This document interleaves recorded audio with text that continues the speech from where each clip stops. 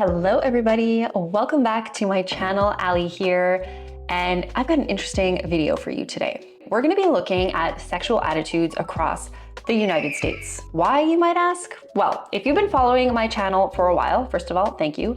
Second of all, you know that I'm interested in sex culture and attitudes across the globe, all right? I find it fascinating how in one place it's totally okay, it's a part of health, people are very open, and in another place it is just still completely taboo. I do travel a lot and I am learning about so many different cultures. I've done a few videos by now about sex in Mexico, in the Netherlands, in Japan, in Prague. You can definitely check all of those out. I'll link them at the end of this video. But in terms of the United States, well, most of my audience is from the United States. Okay, most of y'all watching, that's right, I'm talking about you. You are from the US, right? And I know that attitudes vary about many things across the United States. It's a very big country. You know, I have certain stereotypes in mind and so on, but I've never really dove into it. I'm from Canada, by the way. In Canada, we're pretty open in terms of sexual attitudes, so very different from our neighbors. And I recently posted a video about me going to sex therapy, and I read an interesting research article that I had to for school because I am a sex education student with the Sexual Health Alliance. And one of those articles was mapping out sex therapists across the US. And I learned that sex therapy definitely varies depending where you are from in the US and where your sex therapist is located because of the attitudes that they can hold. And it's kind of crazy knowing that in one big country, depending if you're from the Midwest or the South or the West Coast or whatever, you can get a completely different experience in sex therapy depending on the biases and the judgments that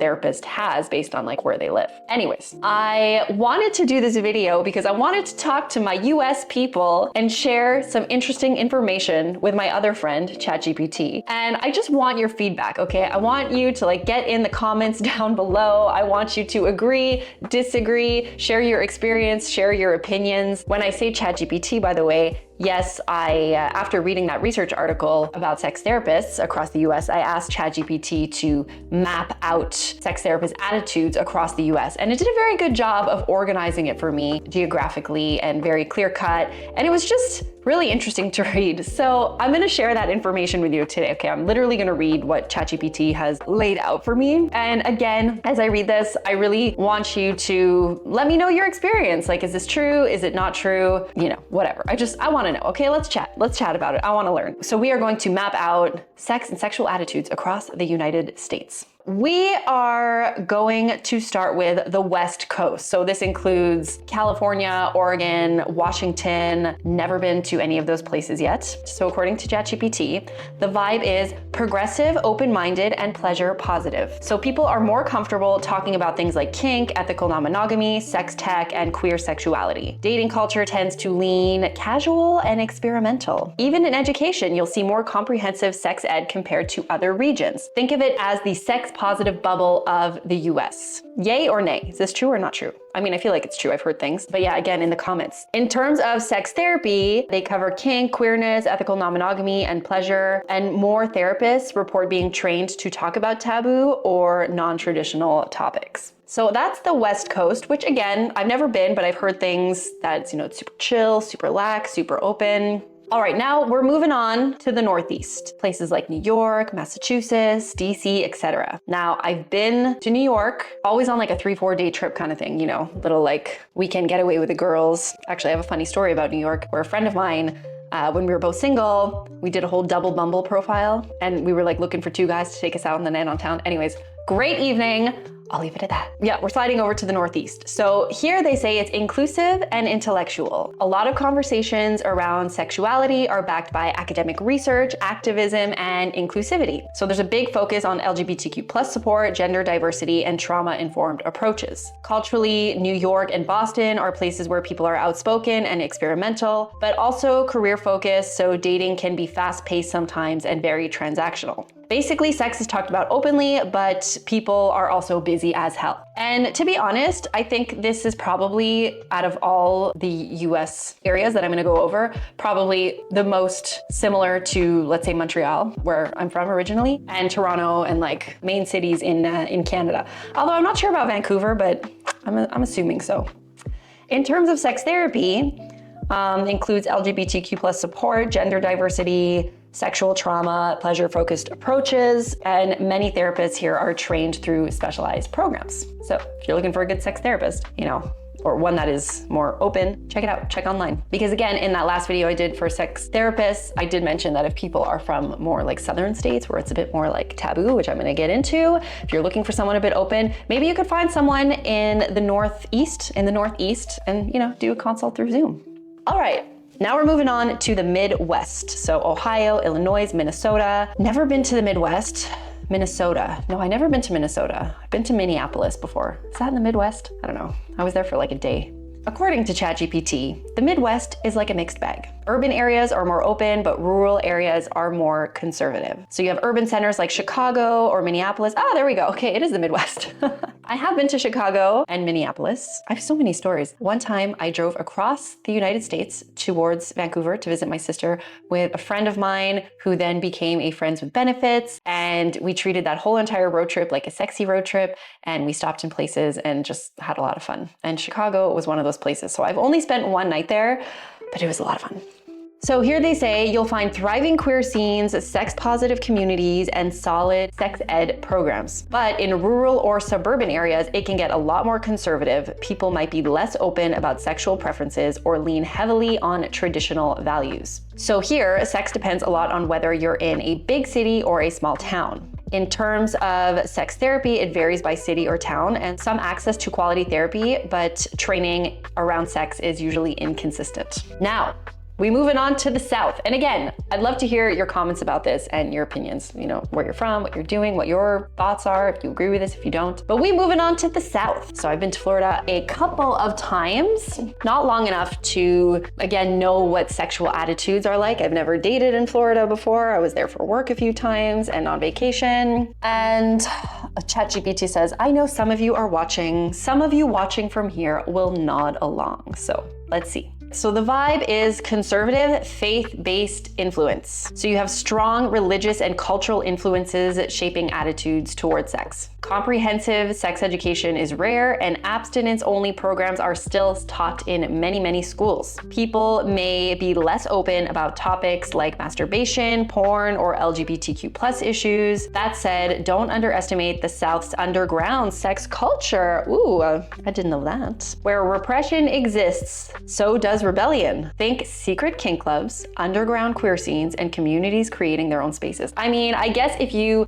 suppress it so much, these kinds of things are gonna happen. All these under little ground clubs and communities and bars and things like that. As soon as you take something away, people are gonna find a way to engage. You know what I mean? And I did hear, correct me if I'm wrong, but now in Texas, you need to provide identification, legal 18+ identification, age verification to buy sex toys. Am I right about that? I feel like I need to give that a Google, but there's something around that. And then of course, there's the whole age verification thing in terms of adult websites, adult content.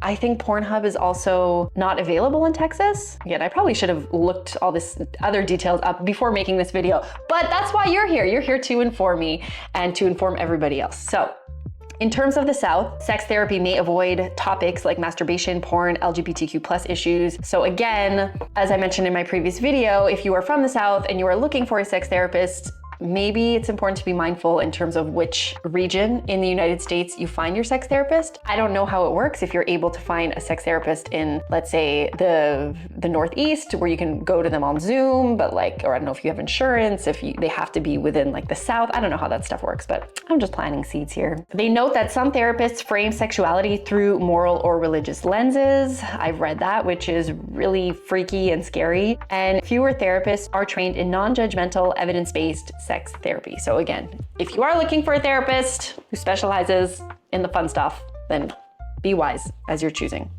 Finally, we have the mountain states and the interior West. So we have Utah, Idaho, Montana, Wyoming, and no, I have never been to these places. I have driven through Montana before, but yeah, didn't really get to experience it. And according to ChatGPT, the vibe is conservative, religious undertones. Religion plays a huge role here, especially in Utah with its Mormon influence. So in terms of the Mormon influence, again, I don't really know much about the Mormons. If I'm being honest with you, I think, correct me if I'm wrong, okay? They all look the same, very strict. Again, I don't want to insult anyone, but like, are they known or stereotypically known as being like a little bit hypocritical? I don't know. I don't know, guys, inform me, okay? All I know is that there's like the Real Housewives of Utah or whatever. I've seen a couple of those episodes. They must be doing stuff behind closed doors. You know what I mean? I don't know. What do you think? Let me know. So in terms of the Mormon influence, you got strict abstinence. So no sex before marriage, no masturbation, no porn, no kissing. Oh, sorry, kissing is allowed, but even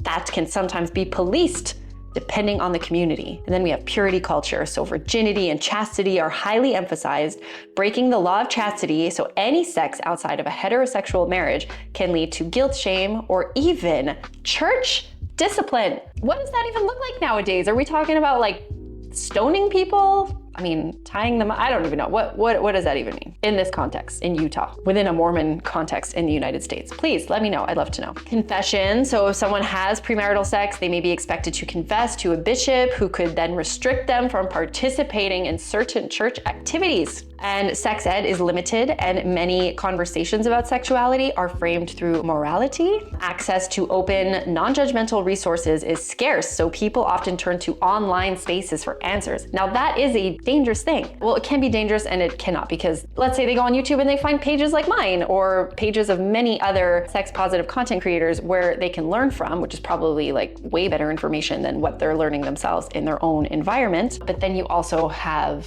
you know, them going on porn and like learning what sex is like through pornography, and like that can also be really dangerous without the appropriate support, I guess, in terms of learning about what porn literacy is all about, right? And ethical porn and knowing like fantasy versus reality and all that kind of stuff. The public face is very conservative, but privately people are just as curious and sexual as anywhere else. Okay, there you go. There's that little tip there where like, when I said hypocritical, I meant like, you know, people show a certain face, but then like behind closed doors, like, I am sure, let me know if I'm wrong, but they're in the Midwest, no, sorry, not the Midwest, the mountain states and the interior West. I guess that's the Midwest? No, that's not the Midwest. That's the other part. They're having those eyes wide shut parties, okay? With like the masks and everything and the gowns and like, you know, the doors lock at a certain time and I don't even know, okay? But eyes wide shut parties, I'm sure they go on there. In terms of sex therapy, it might be unavailable or filtered through values-based approaches. It is very scarce access to therapists who discuss pleasure, sexual pleasure openly. So again, if you're from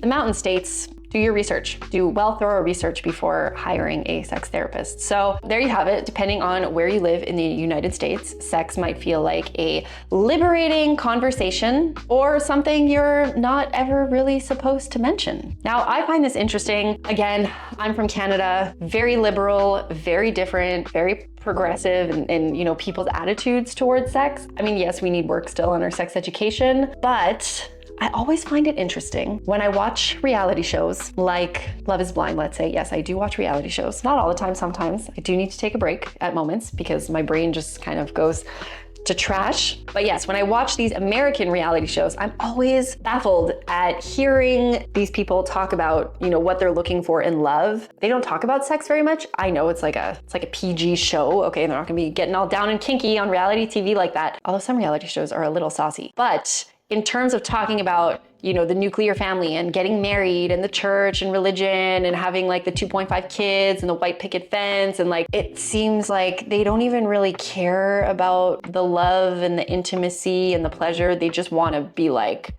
I have a husband and I have 2 kids. I don't know, that freaks me out a little bit.